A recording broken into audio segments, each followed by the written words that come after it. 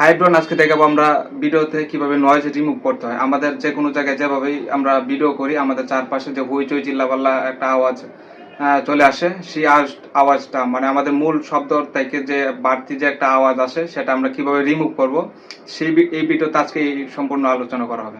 আপনার কাছে ছোট্ট একটা রিকোয়েস্ট, যদি চ্যানেলে নতুন হয়ে থাকেন তো অবশ্যই চ্যানেলটা সাবস্ক্রাইব করে রাখবেন এবং বেল বাটনটি অন করে রাখবেন। তো চলুন আমরা স্ক্রিনে চলে যাই এখন ইনশট অ্যাপটিতে। আপনারাও ইনশট অ্যাপ ব্যবহার করবেন। এখানে ভিডিও, ছবি সব কিছু সুন্দরভাবে এডিট করা যায়।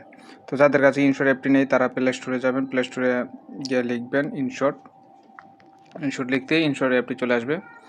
আপনারা এখান থেকে ইনস্টল করে নেবেন।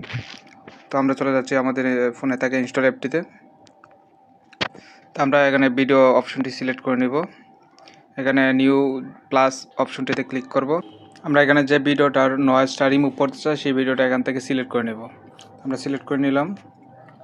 এখানে দেখতে পাচ্ছেন আমাদের এটা চলে আসছে।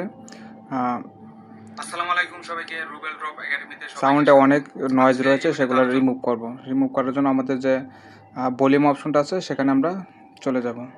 যে ভলিউম অপশনটা চলে আসছে, ক্লিক করব। ক্লিক করলে এখানে দেখতে পাচ্ছেন যে ডি নয়েজ নামে একটা অপশন, এই এখানে ঠিক চিহ্ন দিয়ে দিবেন, আর এখানে দেওয়ার পরে এটাতে ক্লিক করে দিবেন।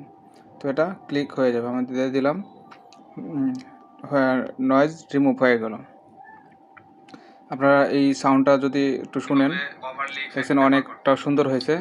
আর এটা প্রপারলি হয় না, তো আপনারা কিছুটা হলেও কমাইতে পারেন, ঠিক আছে। তো আমরা এটার ভলিউমটা একটু বাড়িয়ে নিই। আমরা এখানে 100 আছে, 150 বা 200 করে নিতে পারি। আমরা এটা 150 পর্যন্ত রাখলেই এনাফ। আমরা এটা ওকে, ঠিক আছে। আমরা টিক চিহ্ন দিয়ে দিই, আমাদের এটা হয়ে গেল। এভাবে কিন্তু আপনারা আপনাদের ভয়েস রিমুভ করে নিতে পারেন। আশা করছি আপনারাও বুঝতে পারছেন। এরকম টপিক নিয়ে আরও ভিডিও পেতে চ্যানেলটি অবশ্যই সাবস্ক্রাইব করে রাখবেন এবং কী টপিক নিয়ে ভিডিও চান কমেন্টে জানাবেন। আল্লাহ হাফেজ।